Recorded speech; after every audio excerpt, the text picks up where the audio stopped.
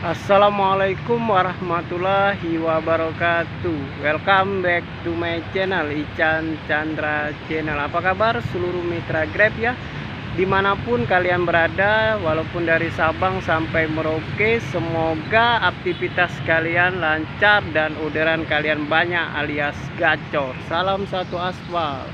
Saya selaku mitra Grab Palembang.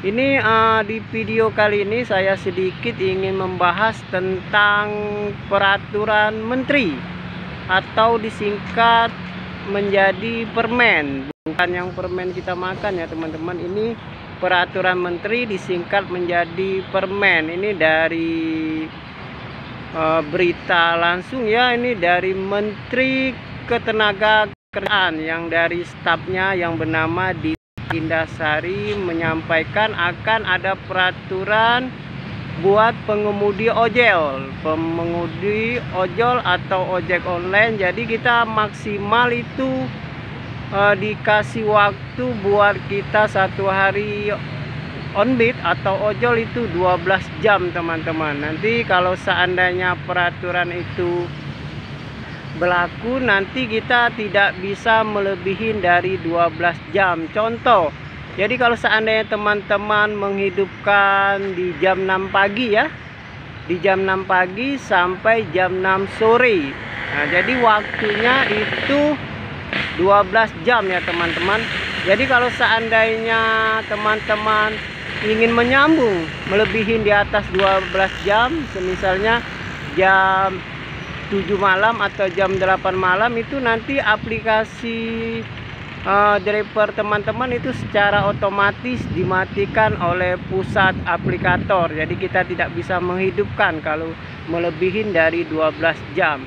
Jadi ini pertanyaan saya, itu 12 jam itu termasuk waktu kita standby menunggu ya teman-teman. Jadi contoh, misalnya teman-teman menghidupkan di salah satu tempat atau pelosok yang tidak ada pemesan sama sekali. Kalau seandainya teman-teman dalam satu hari tidak mendapatkan orderan satu pun, itu kalau sudah melebihi dari 12 jam masih juga dimatikan oleh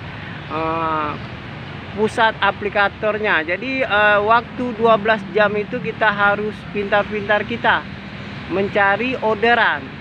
Jadi di zaman sekarang memang orderan mengalami penurunan. Jadi kita contoh, misalnya jam pergi sekolah dan pulang sekolah itu kita harus tahu ya teman-teman sebagai driver. Jadi bukan orang tua murid saja yang tahu jam pergi sekolah dan pulang sekolah. Jadi kita sebagai ojol, sebagai pengemudi harus tahu jam-jam di mana itu pulang sekolah, walaupun SMP maupun SMA. Jadi seperti itu, dan kita harus pintar-pintar juga ya kalau pulang kerja itu baik negeri maupun swasta, jam-jam pulang kerja kita harus tahu di mana tempat-tempatnya.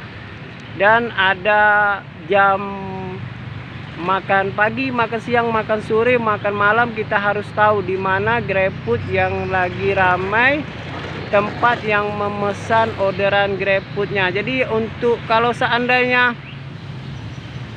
peraturan menteri dari staf Mbak Dita Indasari kalau sudah berlaku ya, peraturan ojol 12 jam, jadi kita harus pintar-pintar kita mencari orderan di mana yang menurut kita ada orderan di situ. Jadi kita sekarang tidak bisa menunggu orderan, kita harus menjemput orderan kalau buat zaman sekarang.